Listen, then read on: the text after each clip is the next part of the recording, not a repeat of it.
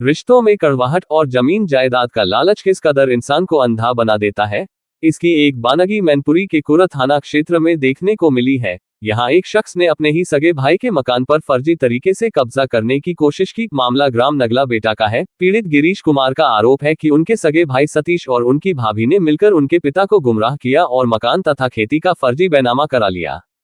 पीड़ित गिरीश के मुताबिक जिस मकान को उन्होंने साल 2018 में अपनी मेहनत की कमाई से बनवाया था, आज उसी पर उनके परिजन गिद्ध दृष्टि जमाए बैठे हैं। आरोप है कि बीते 17 मार्च को विपक्षियों ने घर का ताला तोड़कर अवैध कब्जा करने की हिमाकत की, लेकिन गांव वालों की सतर्कता और पीड़ित के मौके पर पहुंचने की खबर पाकर आरोपी वहां से रफूचक्कर हो गए। घटना की जानकारी मिलते ही पीड़ित ने तत्काल 112 नंबर पर पुलिस को फोन किया।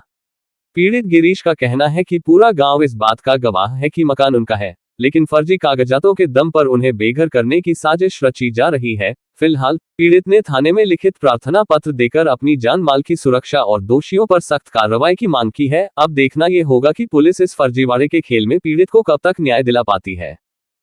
आज आप थाने आए हो, आपका क्या नाम है? गिरीश यादव। आपका कौन सा गांव है? ग्राम नंगला बेटा। ग्राम नगला बेटा।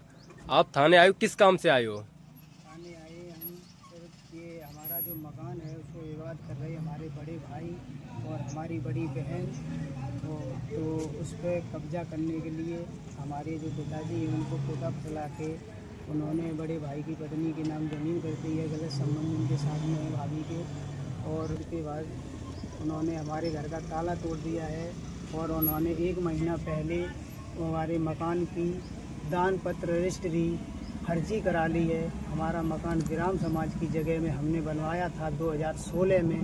हमारे चाचा राम प्रकाश ग्राम नंगला बेटा के रहने वाले, उनकी शादी नहीं हुई है, माँ बाप नहीं हैं, भाई बहन नहीं हैं, तो हमारा सारा पकड़ के हमसे रह रहे। तो उन्होंने हमको जगह दी थी, तो उनकी जगह पे हमने अपना मकान बनवाया है। हम और हमारी पत्नी दोनों लोग, एक बच्चा मेरा, तो हम लोग रह रहे हैं। तो ये लोग हमको रहने नहीं देते हैं, सतीश और सतीश के ससुराल वाले। और हमारी बड़ी बहन जो पप्पी है वो ग्राम नंगला धड़मडेर, और भाई प्रदीप हमारे जो बहन हुई हैं वो ख़त्म हो गए। उनका हिस्सा वहाँ पे उनके ससुराल वालों ने ज़मीन उनके बेटियों के नाम करा दी है जीजा ख़त्म होने के बाद, और घर भी दे दिया है अलग। और फिर भी हमारे मकान पर ज़बरदस्ती कब्जा करने के लिए यहाँ नहीं बोलती हैं, अपना मकान अपना हिस्सा हमको दो, नहीं दोगे तो हम और हमारा बड़ा भाई और सतीश के ससुराल वाले और दोनों लोग आते हैं। उनके ससुराल वाले आते बोलते हैं ये मकान छोड़ दो, नहीं छोड़ोगे तो हम इसी में मार के काट देंगे, बच्चे को भी मार देंगे, तुम्हारी नाट कर देंगे। जैसे ज़मीन लिखा ली है वैसे हम मकान भी कब्जा कर लेंगे। जब मकान भी कब्जा कर लेंगे ज़मीन लिखाने के बाद, तो हम, हमारी पत्नी, हमारा बच्चा, हम लोग कहाँ रहेंगे? ये प्रशासन से हम अपनी गुहार लगाते हैं। आप थाने कब से आ रहे हो? हम थाने 15 तारीख से आ रहे हैं। 15 तारीख से आ रहे हो? हाँ जी। आप सीओ साहब से मिले हो? सीओ साहब से मिले जा कर के।